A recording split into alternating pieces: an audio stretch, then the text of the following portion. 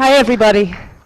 I don't know whether my heart's racing now because I've had Diet Coke and coffee or because I'm in front of all of you, but it's good to be here this afternoon. I hope my mic's working all right.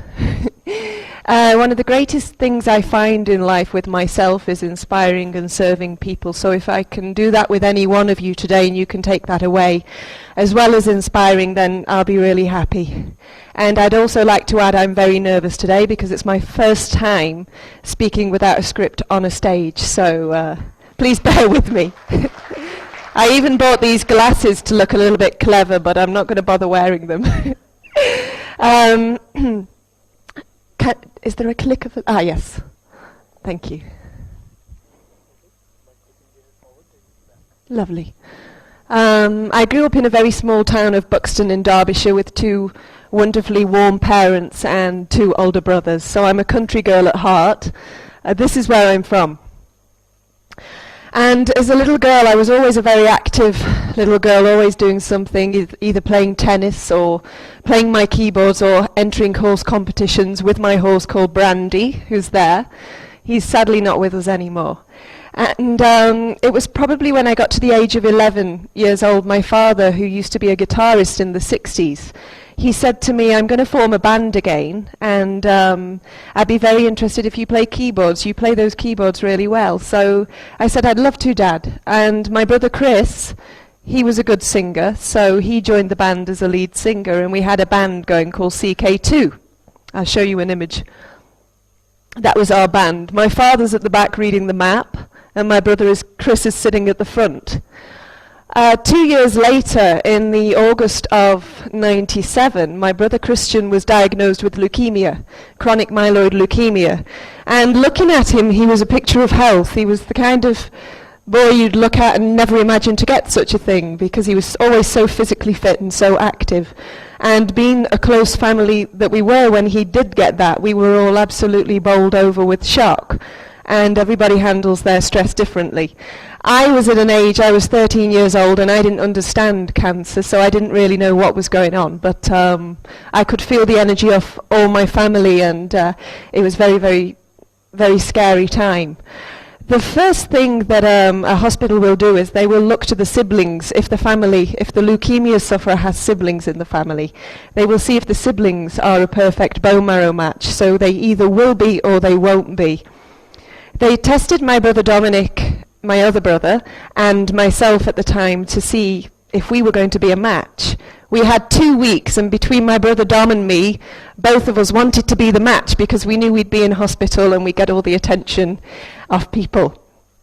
After 2 weeks, we went to the hospital, and the doctor, he said, Christian, your sister is going to be a perfect bone marrow match. So I was very elated because I thought, wow, what am I going to do? I didn't understand it. And then it hit me, a little bit daunting. I thought, okay, so what do I actually have to do now?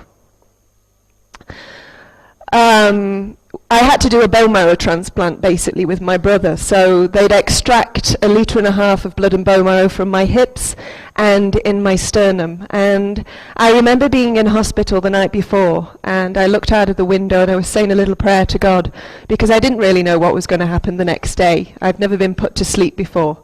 And having that faith in me instilled a security blanket around me, and it just, throughout life, whatever challenges you might go through, just to keep that faith and to just think positive and mind over matter, it can really get you through a lot. And the next day I did the bone marrow transplant with my brother. They extracted the bone marrow. They took it straight up to my brother, and it went straight into a Hickman line in his chest. And for a few weeks after that, I had to also donate lymphocytes to keep the cancer cells at bay and to keep killing the cancer cells off the bone marrow plus the lymphocytes. It inspired me a lot at this age because I did a lot for the media, because it raised a big thing in me when I sat on those cancer wards with my brother, and I'd see beautiful people on that cancer ward suffering the same disease as my brother, and the next day at the age that I was at, I'd say to my brother, where's Jeanette today, for example? And her life had gone the night before because she was suffering the same leukemia. She didn't have a bone marrow match. So from that age, realising how transient life is, I wanted to do something for charity, and I started working as an ambassador for the Nolan Bone Marrow Trust. This was when I started working for the fundraising organisation. And I used to scare my mum and dad. I hope nobody's fallen asleep yet. I used to scare my mum and dad because they'd say, well, what are you doing today? I'd say, I'm climbing a pylon. They say, what? And I do all this Lara Croft style adventure things for charity to raise the money. And even in the band that we were in, CK2, we did a lot of hospital fundraising events for the doctors and nurses to keep the spirit up with all the cancer that they're around, and every day it's such a struggle for them and what they're dealing with.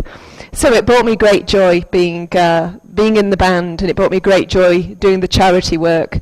I believe the band is one of the things that helped my brother through, because as they said in the headline, the band, the beat goes on. It really helped Chris to stay strong through his cancer. So keeping a very strong mindset in life with whatever challenges you go through really does help carry you through. After that, fortunately, Chris survived. He's got a beautiful little daughter now, and he's got a family in Buxton. He's very settled, and he's cured from leukemia.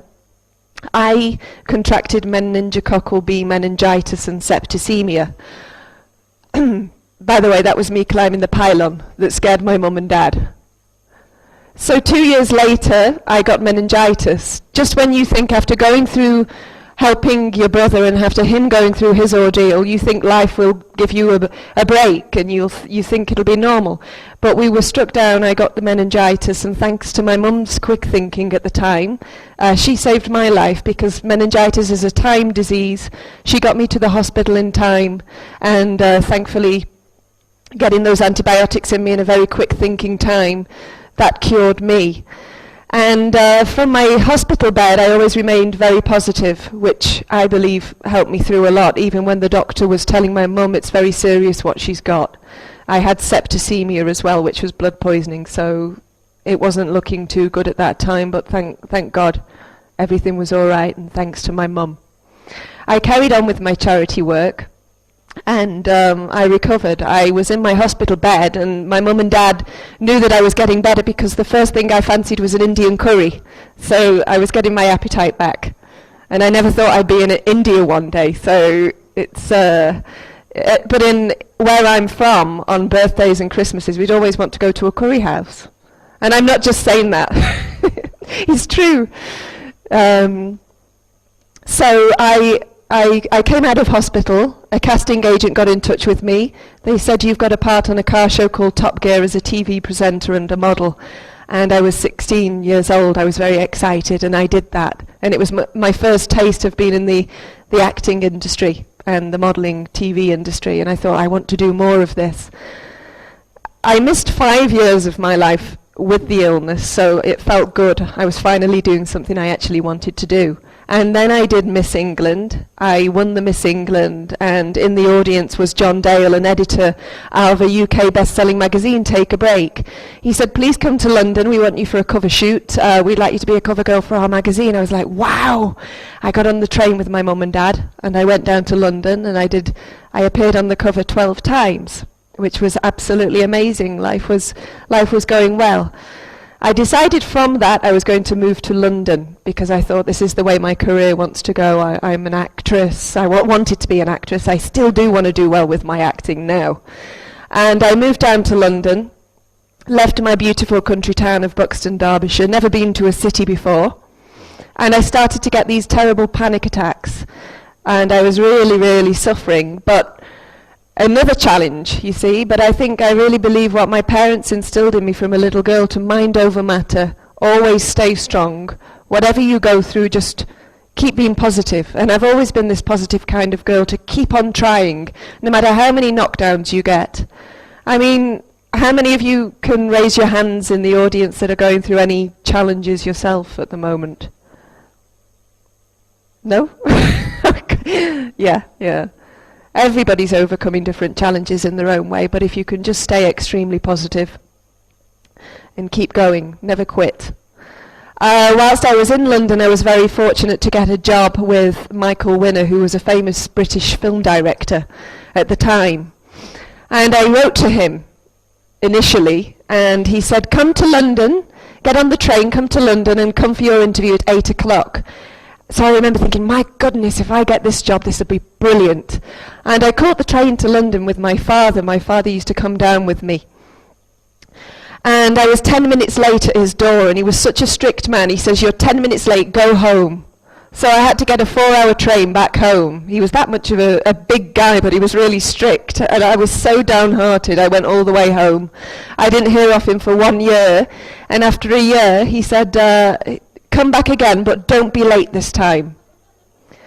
So I got on the train and I went down, and I was 3 hours early. I knocked on his door. Hello, Mr. Winner.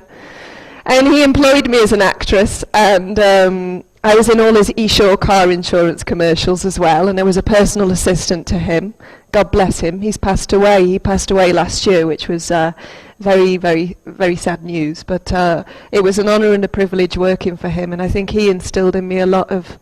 Also, he was a very go-getter, very positive mindset. And after that, I've always had wings on my feet. I travelled a lot. My mum and dad and my brothers used to say, where's Kate? And my mum would say, she's going on an aeroplane. I never wanted to be in Buxton like everybody else or my family. I didn't want to settle there. I always wanted to see what this world was about and explore, because it really does make you richer in knowledge the more that you travel. It's a beautiful thing if you get that opportunity. And I ended up going to Dubai. I did a photo shoot in Dubai. And whilst I was in Dubai, I got a phone call to come to India to act in a movie in Yelahanka, just outside Bangalore. And at the time I thought, yes, because I'd never been to India. They're paying my flights, and I want to see India, so I get to do a movie as well. Being an actress, it's all going wonderfully well. I flew over to Bangalore, and the first thing I felt when I got here was that it was home from home. A lot of my friends said it would be a big culture shock, but for some reason with me, it never ever affected me. And I think India, I've always said to people here, there's something about India, some quality, some magic. I never left after that. I've been here ever since. And thank you. It's a lovely place. I fly home and see my family. I miss them dearly. I'm trying to get them to India, but they've got commitments. I was also a cover girl on Take a Break magazine when I was 17. And that was me winning at the Miss Great Britain Awards. I can say my first car in life was a Jaguar because I won a looking good style contest, and that was the car that I won. I didn't get to keep it, sadly, because I sold it so I could move to London at the time. This beautiful car, I miss it. There's me again. And that's doing some media. And that was my boss who passed away, Mr. Michael Winner. If you see, I don't know if you saw the Death Wish movies with Charles Bronson, but he directed all of those. That's my mum and dad. So I guess I can't squeeze it all into this time frame with you to let you know, but I guess after all these challenges and the accolades as well that I've been through, just keeping the faith and keeping a very strong spirit about you. I landed in Bangalore, like I say. I never left after that.